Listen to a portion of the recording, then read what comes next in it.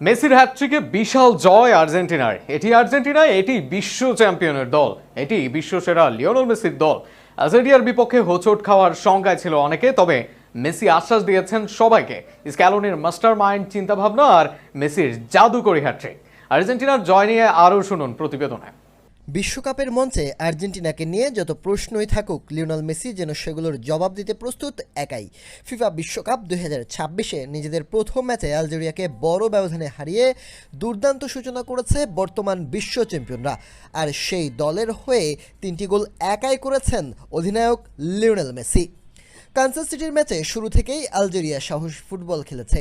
8ম মিনিটে কারেসাইভির শটে বল জালে জড়িয়েছিল, তবে ভিএআর পর্যালোচনায় অফসাইডের কারণে গোলটি বাতিল হয়। সেই ধাক্কা সামলে ধীরে ধীরে ম্যাচের নিয়ন্ত্রণ নেয় আর্জেন্টিনা। 16তম মিনিটে ম্যাচের প্রথম গোলটি আসে মেসির কাছ থেকে। মাঝমাঠ ও আক্রমণ ভাগের মাঝখানে জায়গা পেয়ে বক্সের বাইরে থেকে নিখুঁত শটে বল জড়িয়ে দেন জালে।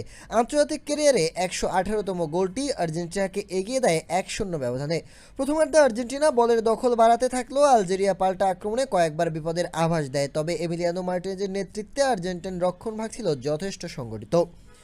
বিরতির পর আলজেরিয়া বলের দখলে এগিয়ে গিয়ে ম্যাচে ফেরার চেষ্টা করে, কিন্তু সুযোগ কাজে লাগাতে ব্যর্থ হয় তারা। উল্টো 60তম মিনিটে ব্যবধান দ্বিগুণ করেন আর্জেন্টিনা। অ্যালেক্সিস ম্যাকঅ্যালিস্টারের দূরপাল্লার শট গোলরক্ষক ঠেকালেও ফিরতি বলে সবার আগে পৌঁছে সহজেই জালে পাঠান লিওনেল মেসি।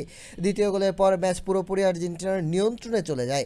লাউতারো মার্টিনেজ ও হুলিয়ান আলভারেজকে ঘিরে একের পর এক আক্রমণ তৈরি হতে থাকে। 75তম মিনিটে আসে ম্যাচের সবচেয়ে সুন্দর মুহূর্ত।